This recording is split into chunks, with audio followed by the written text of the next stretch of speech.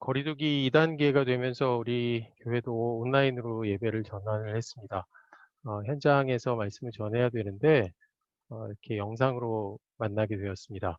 하나님께서 도우셔서 빨리 우리가 일상을 회복하고 함께 예배드리고 또 교제하는 그런 시간이 빨리 오기를 바랍니다. 우리 교회는 평신도 설교의 전통이 있습니다. 주일이 5번 있는 달의 마지막 주일 예배는 설교를 평신도가 담당하는 것이죠. 제가 이해하기로는 이 평신도 설교는 간증과는 다릅니다. 평신도지만 나름대로 말씀과 씨름하고 또 해석한 것을 교회와 함께 나누는 그런 시간입니다.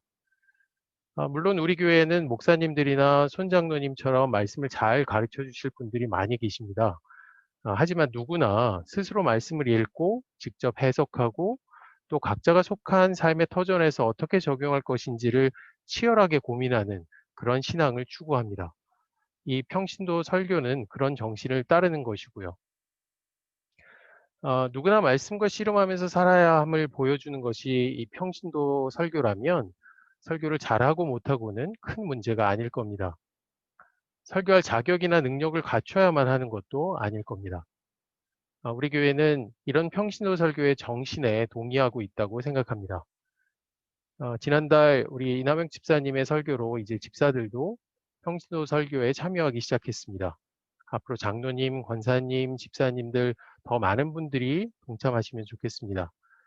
특히 이 어려운 시대에 말씀을 붙들고 살아가려는 청년들이 전하는 설교도 한번 상상해 봅니다. 저는 오늘 두 개의 본문을 살펴보려고 하는데요. 그리스도인과 교회가 이 세상으로부터 받는 미움 그리고 호감에 관한 이야기입니다.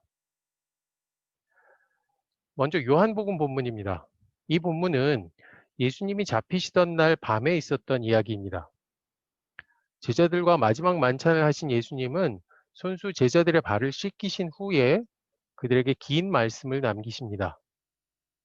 14장부터 16장까지 이어지는 말씀에서 예수님은 주로 제자와 세상의 관계는 어떠한지 또 예수 승천 후에 오실 보혜사 성령에 관해서 말씀해 주십니다.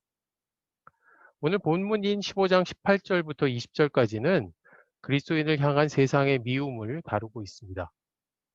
18절에서 예수님은 세상이 너희를 미워하거든 세상이 너희보다 먼저 나를 미워하였다는 것을 알아라고 말씀하십니다. 이 번역은 새 번역인데요. 공생의 기간 내내 세상의 미움을 직접 경험하셨던 또 오늘 밤 이후에 십자가 고난을 앞두고 계신 예수님이 제자들에게 하신 말씀입니다. 세상이 너희를 미워하거든 세상이 너희보다 먼저 나를 미워하였다는 것을 알아라. 본문을 잘 읽어보면 예수의 삶을 따르겠다고 결단한 제자들에게 이 세상의 미움은 필연적인 것으로 보입니다. 죄로 가득 찬 이 세상과 예수의 정신은 함께 갈 수 없기 때문입니다. 이 죄가 다스리는 이 세상은 예수님이 선포하신 하나님 나라의 질서와 가치를 미워하기 때문입니다. 제자로서의 삶은 결국 세상의 미움을 받을 수밖에 없다는 것입니다. 사실 예수를 닮는다는 건 그의 삶에서 매우 중요한 부분이었던 고난까지를 포함하는 것이라고 하겠습니다. 따라서 세상으로부터 예수께서 받으신 미움과 고난을 똑같이 받는다는 건 제자에게는 오히려 자랑의 조건이 되어야겠죠. 하지만 이 세상의 미움을 받을 것이라는 말씀을 들으면 우리는 두려워지는 게 사실입니다. 그런데 본문 뒤에 나오는 16장 33절을 보면 예수께서 제자들에게 이 세상의 미움을 예고하신 이유를 설명하고 계시는데요. 내가 이것을 너희에게 말한 것은 너희가 내 안에서 평화를 얻게 하려는 것이다. 너희는 세상에서 환난을 당할 것이다. 그러나 용기를 내어라. 내가 세상을 이겼다. 예수님은 이 말씀을 우리에게 두려움을 주려고 하신 것이 아닙니다. 평화와 용기를 주기 위해 이 말씀을 하셨다고 말씀하고 있습니다. 왜 그렇습니까? 이미 예수는 세상을 이기셨기 때문입니다. 세상은 예수를 이길 수 없기 때문입니다. 우리가 세상의 미움을 두려워할 필요가 없는 것입니다. 자, 이제 본문을 더 자세히 보겠습니다. 세상이 주는 미움에는 조건이 하나 붙어 있습니다. 교회 다닌다고 해서 다 세상의 미움을 받는 건 아니라는 말입니다. 또 세상이 미워한다고 해서 언제나 여기서 말씀하시는 그 미움은 아니라는 겁니다. 자, 19절을 보면 세상이 너희를 미워하는 것이다 라고 하신 바로 앞에 그 조건을 말씀하시는데요. 너희는 세상에 속하지 않고 오히려 내가 너희를 세상에서 가려 뽑아냈으므로 라는 겁니다. 여기서 예수님이 말씀하시는 세상의 미움은 우리가 세상에 속하지 않았을 경우에만 해당된다는 말입니다. 그리스도인이 세상에 속하지 않았을 때 세상이 보이는 반응이 여기서 예수님이 말씀하시는 그 미움이라는 것입니다. 19절 앞부분에선 세상의 사랑도 언급하시는데요. 세상이 너희를 사랑할 것이다. 물론 여기서의 사랑은 부정적인 의미의 사랑입니다. 예수님을 핍박한 바로 그 세상이 그리스도인을 사랑한다는 것은 예수의 삶과 정신을 완전히 잃어버렸다는 근거가 되기 때문입니다. 그런데 여기에도 역시 조건이 있습니다. 너희가 세상에 속하여 있다면 세상이 너희를 자기 것으로 여겨. 우리가 세상에 속해 있다면 세상은 아무런 힘도 발휘하지 못하는 교회를 이제 자신의 손아귀 위에 넣었다며 좋아할 것이라는 말씀입니다. 정리하면 그리스도인이 세상에 속하여 있으면 세상의 사랑을 받습니다. 또 세상에 속하여 있지 않으면 세상의 미움을 받습니다. 그렇다면 세상이 교회를 부정적으로 평가할 때 그것이 여기서 말씀하시는 세상의 미움인지 아닌지를 판단하는 기준은 명확해집니다. 우리가 세상에 속해 있는지를 살펴보면 됩니다. 만약 우리가 세상에 속해 있지 않다면 그것은 예수께서 말씀하신 세상의 미움이라고 할 수 있습니다. 그러나 만약 우리가 세상에 속해 있다면 그것은 예수께서 말씀하신 이 세상의 미움이 아닙니다. 그러면 우리가 세상에 속해 있지 않다는 건 무엇을 말합니까? 본문은 예수의 말씀을 통해서 알려주고 있습니다. 내가 너희를 세상에서 가려 뽑아냈으므로. 사실 이 부분은 번역본마다 조금씩 다르게 설명을 하고 있는데요. 개역개정은 너희를 세상에서 택하였기 때문에 라고 말하고, 공동번역은 내가 세상에서 가려낸 사람들이기 때문에 라고 번역합니다.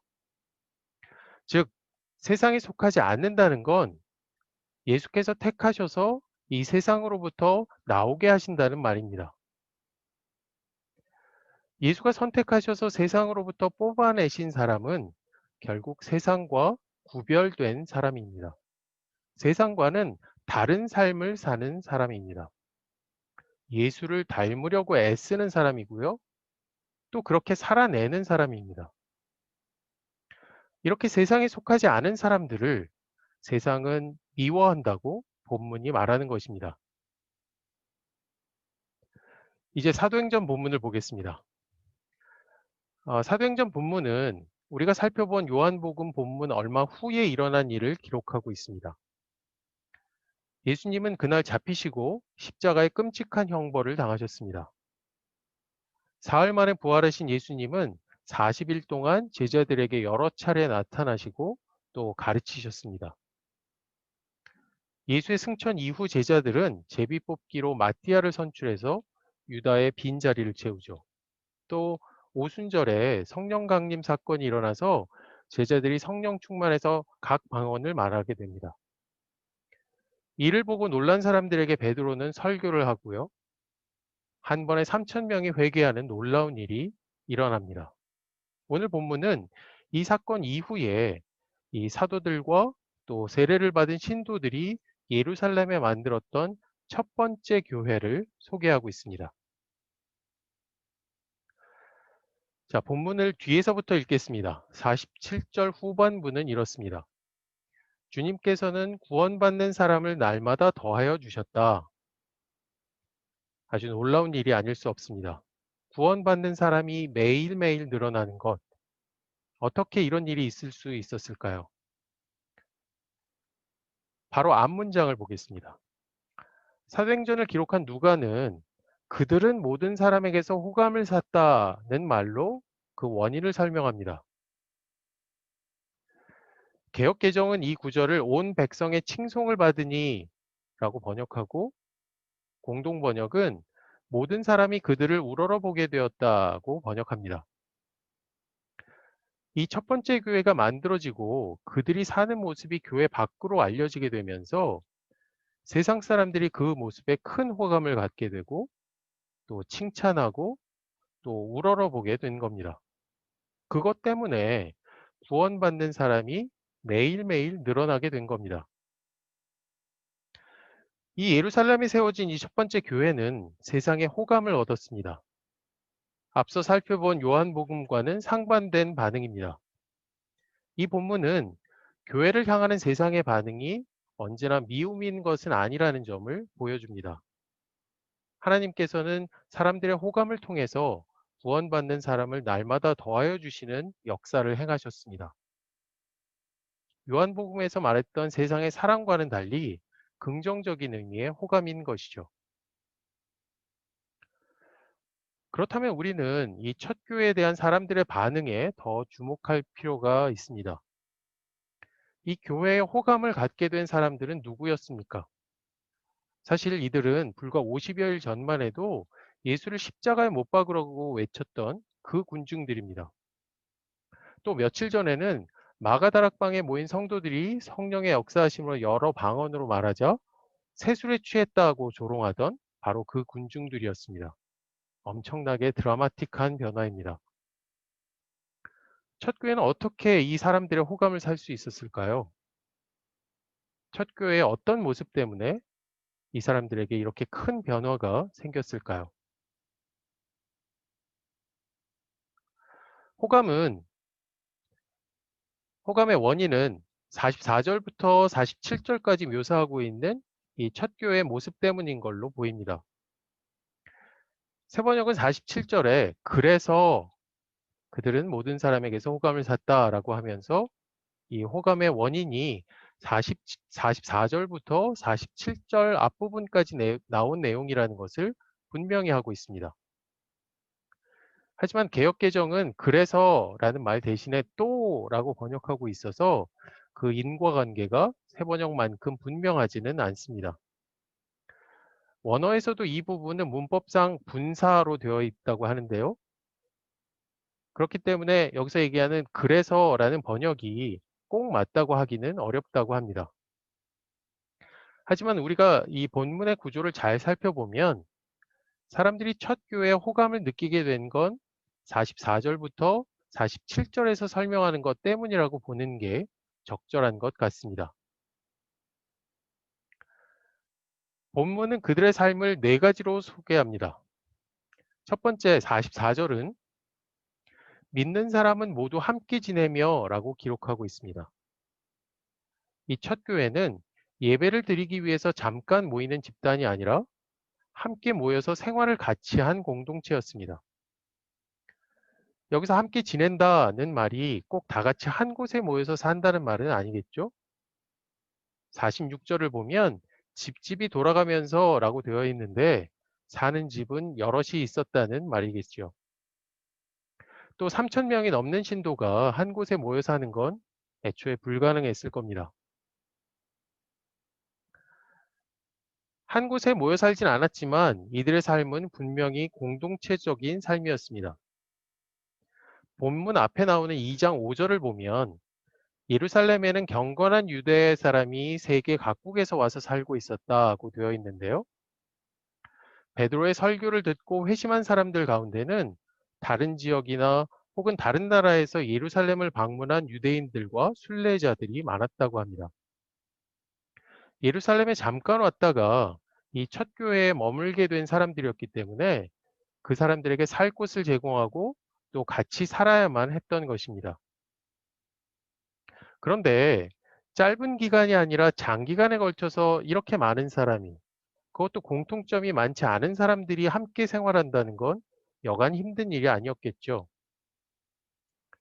여러 사람이 장기간 함께 생활했기 때문에 많은 불편함과 갈등, 또 시험이 생길 수밖에 없었을 겁니다. 따라서 첫 교회는 그저 추상적인 의미의 공동체가 아니었으리라고 짐작할 수 있습니다. 매우 실제적이고 구체적인 면에서 이 공동체로서의 면모를 갖추고 있었을 거라고 볼 수 있습니다. 서로를 이해하고 배려하고 양보하고 참고 또 자기를 주장하지 않고 기다려줄 때만 비로소 가능합니다. 예수께서 제자들에게 친히 가르쳐 주신 온유함, 절제, 용서, 또 사랑이 실생활에서 실천되지 않았으면 불가능했을 그런 화평의 공동체였던 겁니다. 자, 두 번째입니다. 44절 후반절은 모든 것을 공동으로 소유하였다. 그들은 재산과 소유물을 팔아서 모든 사람에게 필요한 대로 나누어 주었다고 기록합니다. 우리가 성도의 교제라고 할 때 그 교제를 뜻하는 헬라어는 코이노니아라고 하는데요. 원래 이 단어는 공동으로 가진다, 또 공유한다는 뜻을 가지고 있다고 합니다. 첫 교회 교인들은 모든 것을 공동으로 소유함으로써 이 교제라는 말의 의미를 제대로 실천해냈던 것입니다. 모든 것을 공동으로 소유한다는 건 개인의 소유가 없다는 말이겠죠. 물론 지금의 자본주의만큼은 아니겠지만 당시로서도 개인의 소유를 포기하는 게 몹시 어려운 일이라는 건 복음서에 나오는 예수님의 가르침을 통해서도 알 수 있습니다. 예수님은 돈과 하나님을 함께 섬길 수 없다고 말씀하십니다. 돈이나 물질, 즉 만몬을 하나님의 주되심을 위협하는 우상이라고 규정하십니다. 따라서 당시에도 지금처럼 자신의 소유를 부정하는 건 결코 쉽지 않은 일이었을 겁니다. 그런데 첫 교회는 이 어려운 일을 한 마음으로 해냄으로써 세상 사람들의 호감을 살 수 있었던 것입니다. 또 45절에 이 물질을 공동으로 사용하는 이들만의 원칙이 나오는데요. 모든 사람에게 필요한 대로 주는 것, 즉 모든 사람의 필요를 채우는 것을 최우선으로 하는 그런 원칙입니다. 아까 말씀드린 대로 당시 첫 교회의 교인 중에는 다른 나라에서 온 사람들이 많았습니다. 외국에서 온 나그네가 많다는 건 그들에게 채워야 할 기본적인 필요가 아주 많다는 말이겠죠. 또 로마서 15장 26절을 보면 당시 예루살렘에는 가난한 성도들이 많았다고 알려줍니다. 이렇게 많은 사람의 필요를 다 채우는 일이 얼마나 어려웠을지 짐작할 수 있겠죠. 그런데 오늘 본문 뒤에서 이 첫 교회의 이후 모습을 설명하는 4장 34절을 보면 그들 가운데는 가난한 사람이 한 사람도 없었다라고 되어 있습니다. 첫 교회 공동체가 만들어낸 굉장히 놀라운 결과입니다. 사회적인 안전망에 대한 상상이 없던 당시에 이 교회 공동체가 안전망이 되어준 겁니다. 이런 결과에 세상 사람들은 호감을 갖게 된 것이죠. 자, 첫 교회 세 번째 모습은 46절에 날마다 한 마음으로 성전에 열심히 모이고에서 찾을 수 있습니다. 첫 교회 교인들은 성전에 모이기를 힘썼습니다. 이들은 기존 유대교 전통대로 성전에서 예배드리는 것을 계속했습니다. 성서학자들에 따르면 이들은 예루살렘 대성전에 모이기도 했지만 오순절 다락방을 비롯해서 예루살렘의 여러 곳에 모여서 예배를 드렸을 것이라고 합니다. 그런데 본문 바로 앞 42절을 보면 그들은 사도들의 가르침에 몰두하며 라고 되어 있는데요. 첫 교회 예배가 바로 이런 모습이었을 것이라고 합니다. 사도들의 가르침에 몰두하며. 여기서 사도들이 누구입니까? 예수의 공생의 3년을 함께 했던 사람들입니다. 예수님의 말씀과 행동과 삶을 직접 듣고 보고 경험한 사람들이라는 말입니다. 이들을 통해서 예수의 삶과 가르침을 배우고 또 그분을 높여드리는 예배를 매일같이 계속했던 겁니다. 이 첫 교회 예배는 이렇게 예수의 삶과 가르침이 중심이 되었기 때문에 앞에서 우리가 살펴봤던 공동생활이나 또 공동 소유도 가능했을 것이라고 짐작할 수 있습니다. 억지로, 의무로, 해야 하기 때문에 하는 자세로는 그 많은 사람들의 공동생활 또 공동 소유를 제대로 실천하지 못했을 테니까요. 네 번째, 이 첫 교회의 마지막 모습은 46절과 47절에 집집이 돌아가면서 빵을 떼며 순전한 마음으로 기쁘게 음식을 먹고 하나님을 찬양하였다 에서 찾을 수 있습니다. 여기서 빵을 뗀다는 것은 예수님의 마지막 성만찬을 기념한다는 것이고, 음식을 먹는다는 것은 애찬을 나누는 것입니다. 예수님의 삶과 죽음을 잊지 않고 기억하기 위한 이 첫 교회만의 교제 형식이었다고 합니다. 이런 교제는 집집마다 돌아가면서 함께 모여서 음식을 나누는 아주 자연스럽고 친밀한 것이었습니다. 그런데 여기서 순전한 마음과 기쁨이라는 표현에 우리가 주목할 필요가 있습니다. 여기서 순전함은 단순하다라는 말인데요. 공동 번역은 순수한 마음이라고 번역합니다. 이렇게 많은 사람들이 모인 집단에서 단순하고 순수한 마음을 갖는 게 쉬웠을까요? 많은 사람들이 이 순수한 마음을 갖는 건 서로의 이해득실을 따지지 않을 때만 비로소 가능할 겁니다. 첫 교회 모임은 서로에게 잘 보이기 위한, 그래서 나에게 이익이 될 만한 것을 찾아내야만 하는 그런 복잡하고 불편한 관계가 아니었습니다. 같은 예수님을 주인으로 모신 사람들이 함께 모여서 같은 신앙과 같은 가치관을 나누며 서로 격려하고 돕는 그런 순전하고 단순한 관계였습니다. 그래서 본문은 이들의 삶에 기쁨이 있었다고 기록합니다. 단순하고 순수한 삶에서 자연스럽게 묻어나는 기쁨을 말합니다. 여러분 상상해 보십시오. 당시 로마 제국의 압제 속에서 이 하루하루 힘겹게 살아가는 사람들에게 이렇게 기쁘게 살아가는 첫 교회의 모습은 당연히 호감의 대상이지 않았겠습니까? 자, 우리는 지금까지 이 첫 교회의 삶을 네 가지로 나누어서 살펴보았습니다. 함께 지내며 물질을 공동으로 소유하고 매일 예수가 중심이 되는 예배를 드리고 또 순전함과 기쁨으로 교제하는 그런 삶이었습니다. 그렇다면 당시의 세상 사람들, 이 로마 제국 치하에서 살고 있던 사람들에게 이런 첫 교회 모습은 어떻게 비쳤을까요? 당시 로마 제국은 지중해 지역을 하나의 단일한 방식으로 지배하고 있었습니다. 모든 것이 로마 황제의 손에 의해서 결정되었고 대부분의 토지는 황제의 것이었습니다. 또 귀족, 지주, 평민, 자유인, 노예 이렇게 명확한 계급으로 나누어진 신분 사회였고요. 특히 노예들이 겪어야 했던 고통은 엄청났다고 합니다.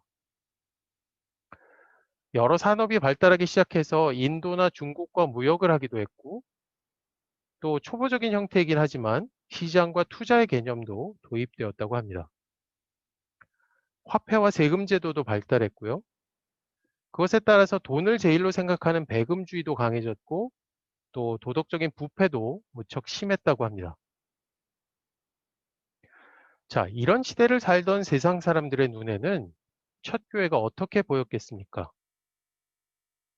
앞에서 살펴본 첫 교회 네 가지 삶의 모습은 세상과는 너무나 다른 모습이었습니다. 그야말로 대안적인 삶의 방식이었습니다. 오늘 본문은 첫 교회의 이런 모습들이 사람들의 호감을 샀다고 기록하는 겁니다. 어쩌면 이 호감은 너무나 당연한 결과였을지도 모르겠습니다.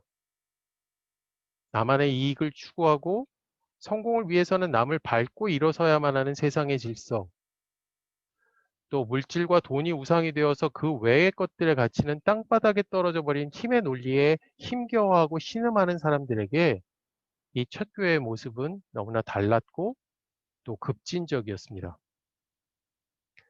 오늘 본 이 사도행전 본문은 세상이 교회에 보이는 호감은 교회가 세상과 다른 삶, 구별되는 삶, 또 예수를 닮은 삶을 보여줄 때 나오는 것이라고 말하고 있습니다. 그럼 오늘 살펴본 말씀을 이 코로나 시대를 살아가는 현재에 적용해 보겠습니다. 코로나 시대 교회를 향해서 세상은 어떤 반응을 보이고 있는지 우리는 너무나 잘 알고 있죠. 교회를 향한 세상의 반응은 너무나 부정적입니다. 비판과 비난, 나아가 조롱, 혐오에 가깝다는 평가도 있을 정도입니다. 지난 2월 이후 개신교를 언급한 언론 기사 제목들 몇 개만 추려봤는데요. 읽어보겠습니다. 고강도 거리두기에도 부활절 현장 예배 강행한 교회들. 이 와중에 수련회, 집회, 코로나 근심 키우는 교회들. 저들의 천국에 난 가지 않겠다. 2020년 8월 한국에서 개신교는 사형 선고를 받았다. 한국 개신교의 유통기한은 남아있을까? 일부라지만 대면 예배 고집, 공공의 적이 된 개신교. 이 기사 제목들은 코로나 국면을 거치면서 세상이 교회를 또 그리스도인을 어떻게 바라보고 있는지 잘 보여줍니다. 참 마음이 아픕니다. 특히 이렇게 하나님의 이름이 망령되이 일컫게 된 상황에서 이를 보시는 하나님의 마음은 얼마나 아프실까 생각하면 더 그렇습니다. 이런 세상의 시선을 한국 교회는 어떻게 받아들이고 있나요? 지금까지 교회가 보여주는 반응은 대체로 두 가지인 것으로 보입니다. 한편에서는 왜 교회에만 이렇게 부당한 요구를 하느냐며 반발합니다. 불교나 천주교 등 다른 종교와 비교하거나 술집, 극장, 경기장 같은 다른 사업장, 영업장과 비교하면서 유독 개신교에만 방역 수칙이 엄격하게 부과된다며 억울해합니다. 또 교회를 향한 사회의 비판을 핍박과 탄압으로 규정합니다. 다른 한편에는 정반대 반응이 있습니다. 지난 8월 이후에 일부 교회와 기독교인들이 현수막이나 SNS 포스팅으로 내걸었던 교회가 진심으로 미안합니다 라는 문구처럼 교회 모습을 성찰하면서 이 세상을 향해서 사과합니다. 코로나 국면 곳곳에서 집단 감염의 진원지가 되었던 교회들과 또 정부 정책에 반발했던 교계 지도자나 교단의 모습을 반성하고 미안해합니다. 오늘 본문 말씀을 가지고 다시 들여다보겠습니다. 요한복음은 세상의 미움을, 사도행전은 세상의 호감을 이야기했습니다. 그런데 우리가 살펴본 것처럼 흥미롭게도 세상의 미움과 세상의 호감을 얻는 조건은 다르지 않았습니다. 우리가 예수의 삶과 가치를 따를 때 세상은 때로는 미움으로, 때로는 호감으로 반응합니다. 그렇다면 교회를 향한 세상의 반응만 가지고는 한국 교회가 예수 닮은 삶을 제대로 살아가고 있는지를 판단할 수는 없을 겁니다. 이 코로나 시대에 교회가 세상으로부터 비판을 받는다는 것, 그 사실만 가지고는 이 비판이 예수께서 제자들에게 말씀하신 그 세상의 미움이라고 결론 내릴 수는 없다는 말입니다. 그렇다면 지금 세상이 왜 교회를 이렇게 부정적으로 보고 있는지를 더 자세하게 들여다봐야 합니다. 예수의 삶과 가르침을 따르는 것에 대한 근본적인 미움과 거부인지, 혹은 교회가 세상의 질서와 다를 바가 하나도 없어서 나오는 비호감인지를 따져봐야 한다는 겁니다. 코로나를 겪으면서 한국 교회가 세상의 미움을 받는 이유는 무엇입니까? 또 세상의 호감을 얻지 못하는 이유는 무엇입니까? 저는 이번 코로나 기간에 세상이 교회를 향해서 호감이 아니라 미움을 보이는 이유는 교회가 그동안 그렇게 강조해왔던 이웃사랑과는 완전히 상반된 모습을 보였기 때문이라고 생각합니다. 이번 코로나19 바이러스가 갖고 있는 특징은 건강한 사람들에게는 큰 위협이 되지 않는다는 것입니다. 그래서 혹시 감염되었더라도 잘 쉬고 잘 치료한다면 다시 건강을 회복할 수 있는 그런 질병입니다. 하지만 노약자나 특히 기저질환자에게는 생명을 위협할 만큼 심각한 영향을 미칩니다. 우리나라도 사망자가 이제 500명을 넘어섰고요. 미국이나 유럽에서는 그 수가 수십만 명에 이를 정도입니다. 이런 코로나19 바이러스의 특징 때문에 감염을 대비하기 위해서 방역 수칙을 철저하게 지켜야 하는 이유는 나를 위한 것이 아닙니다. 내 주변 사람들을 위하고 특히 노약자나 기저질환자를 보호하고 그들의 생명을 지키기 위한 겁니다. 이웃사랑을 실천하는 최소한의 노력인 것이죠. 그런데 한국 교회는 코로나 초반에 온라인 예배 전환을 꺼리면서 현장 예배를 강행하는 모습을 보였습니다. 중간중간에 또 최근에도 이 방역 수칙을 어긴 집회와 소모임 때문에 산발적인 집단 감염의 주 원인이 되기도 했습니다. 전광훈 목사와 사랑제일교회 역시 세상 사람들의 눈에는 개신교의 일부일 뿐입니다.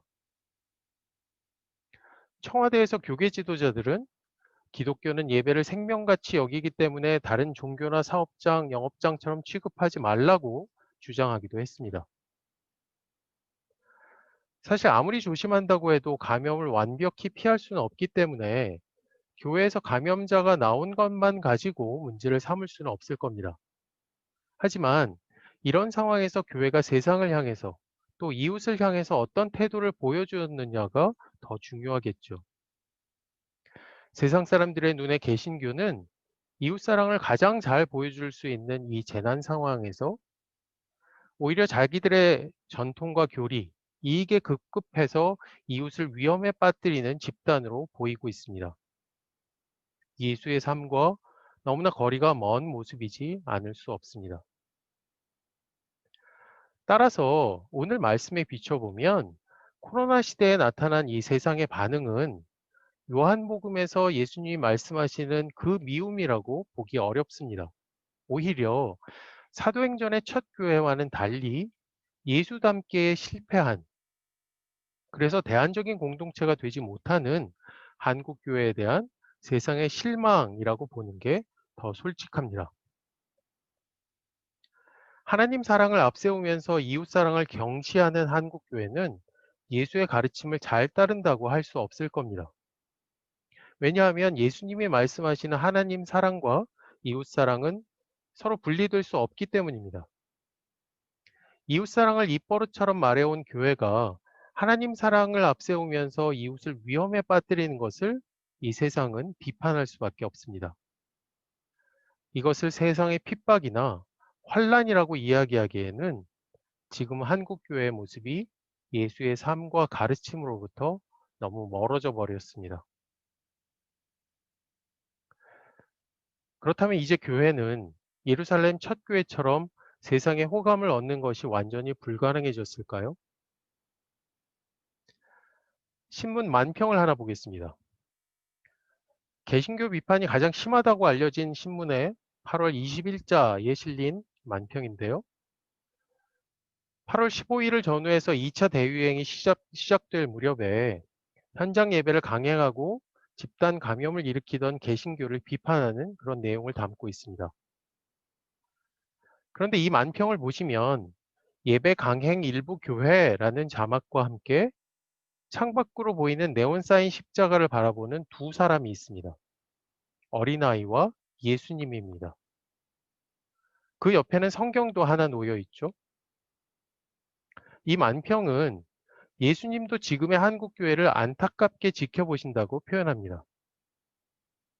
이 만평은 개신교를 비판적으로 바라보고 있지만 예수를 비판하지는 않습니다. 오히려 한국 교회가 이렇게 부정적인 모습을 보이는 건 예수님을 제대로 따르지 못하고 있기 때문이라고 설명하고 있습니다. 세상 사람들은 교회가 예수님의 가르침을 제대로만 실천한다면 언제든지 호감을 줄 준비가 되어 있다고 말하는 것입니다. 교회가 제대로 된 대안 공동체이기를 바라는 기대를 완전히 철회한 건 아니라는 말입니다. 이 첫 교회가 그랬던 것처럼 점점 더 살기 힘들고 버거워져만 가는 이 땅에서 그 실패한 세상 질서를 대체할 다른 질서와 다른 가치를 보여주기를 여전히 기대하고 있다는 말입니다. 로마서 8장 20절에서 22절까지 말씀하듯이 이 세상의 모든 피조물은 신음하고 있습니다. 썩어짐의 종살이에서 해방되어서 하나님의 자녀가 누릴 영광된 자유를 애타게 기다리고 있습니다. 이제 말씀을 마치겠습니다. 교회를 향한 세상의 미움, 그리고 호감은 결국 예수를 닮기로 결심하고 살아가는 우리의 신앙과 연결해서 설명되어야만 합니다. 예수님은 우리를 가려 뽑으셨다고 말씀하십니다. 세상에 살고 있지만 세상에 속하지 않는 그런 삶을 살기 원하셔서 우리를 선택하셨습니다. 세상 역시 교회가 세상과 완전히 괴리되지는 않으면서 동시에 무언가 다른 모습을 보여주기를 기대하고 있습니다. 다름입니다. 구별됨입니다. 거룩함입니다. 우리가 세상과 구별된 다른 모습을 보여준다면 이 세상 사람들은 호감을 보일 것입니다. 물론 교회가 세상에 잘 보이기 위해서 애쓸 필요는 없습니다. 예수님 말씀처럼 이 세상은 궁극적으로 교회를 미워할 수밖에 없기 때문입니다. 하지만 첫 교회에 대한 세상의 호감은 구원받는 사람을 날마다 더하신 하나님의 역사로 이어졌다는 점을 생각해 보면 세상의 반응을 완전히 무시할 수 없습니다. 이 시대 한국교회가 구원받는 사람을 날마다 더하시려는 그 하나님의 사역에 동참하기를 원한다면 첫 교회로부터 배워야만 합니다. 우리가 예수를 닮은 삶을 살고 이 세상의 질서와는 다른 구별된 삶을 살아가는 그런 공동체가 된다면 세상 사람들은 교회를 향해 호감을 보일 것입니다. 특히 이 코로나 시대를 살아가는 이 세상에서 그런 대안적인 공동체는 더 절실해 보입니다. 하나님께서 축복하셔서 우리 다니엘 새시대 교회가 모든 그리스도인이 또 한국 교회가 그런 공동체로 거듭나기를 바랍니다. 그런데 우리가 기억해야 할 것이 있습니다.